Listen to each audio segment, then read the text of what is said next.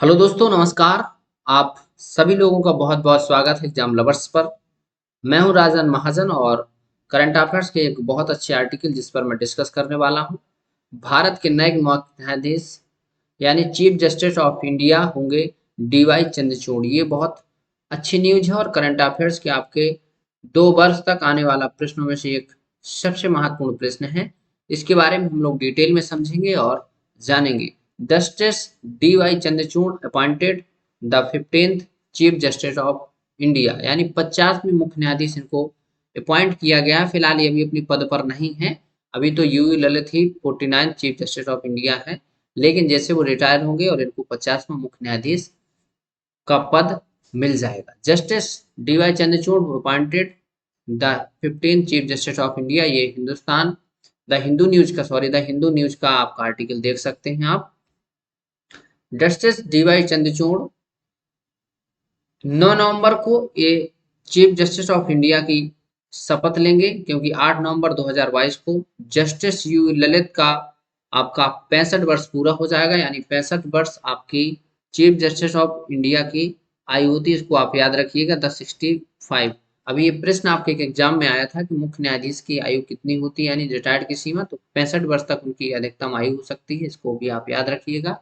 9 नवंबर को वो अपने पद की शपथ लेंगे और 8 नवंबर को जस्टिस यू ललित रिटायर हो रहे हैं। उनका एक छोटा सा कार्यकाल रहा, 74 डेज का, बस इसका आप समझ लीजिए। बहुत छोटा कार्यकाल है और भी कई लोग इनसे भी कम समय तक रहे। और अब जो जस्टिस डीवाई चंद्रचूड़ बनेंगे चीफ जस्टिस, 2 ईयर के लिए बनने वाले हैं, 2 वर्ष 2 दिन के लिए। और इनका जो समय रहेगा ऑफिस ऑन नवंबर 10 2024 तक भारत के मुख्य न्यायाधीश के पद पर रहने वाले। यानी आपके 2022, 23 और 24 के जो भी एग्जाम होंगे उसमें ये प्रश्न आपका पूछा जाता रहेगा। इनके अपॉइंटमेंट से पहले वो जस्टिस जो डीवाई चंद्रचूड़ थे वो chief justice of Allahabad high court भी रह चुके हैं 31 अक्टूबर 2013 से। और उन्होंने मुंबई हाई कोर्ट में भी मार्च 2000 से अक्टूबर 2013 तक अपनी सेवाएं दी हैं। और उसके बाद फिर अक्टूबर 2013 के बाद से वो भारत के जो सबसे बड़ा हाई कोर्ट है इलाहाबाद हाई कोर्ट, वहाँ के चीफ जस्टिस बने। और वहाँ से रिटायर यानी वहाँ से उनका ट्रांसफर हुआ। फिर वो आपके दिल्ली में आपके सुप्रीम कोर्ट है वहाँ पर जज बने। और काफी पहले ये कयास लगाए जा रहे थे कि वो आयु के हिसाब से उनकी कम उम्र है और वो आगे जाके जरूर चीफ जस्टिस ऑफ इंडिया बनेंगे, और ये फाइनली डिसाइड भी हो चुका है।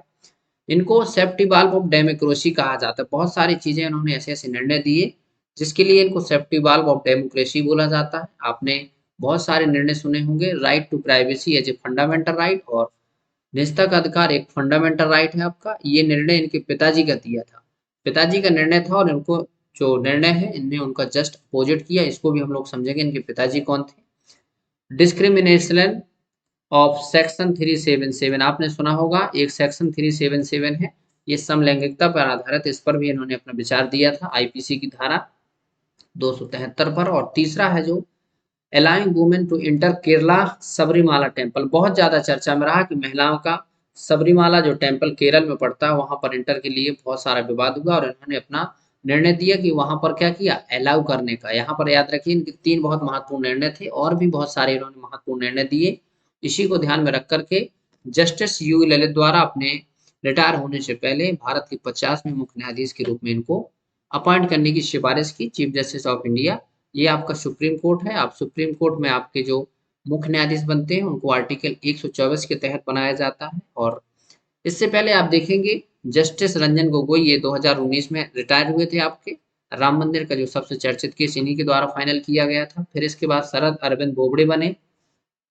फिर इसके बाद आपके एन बी रमन्ना बने, जिनका 490 दिन का कार्यकाल रहा। और इसके बाद सबसे छोटा कार्यकाल इनके बीच में देखे तो यू ललित। और फाइनली डीवाई चंद्रचूड़ आपके 690 दिन के लगभग इनका कार्यकाल रहने वाला है।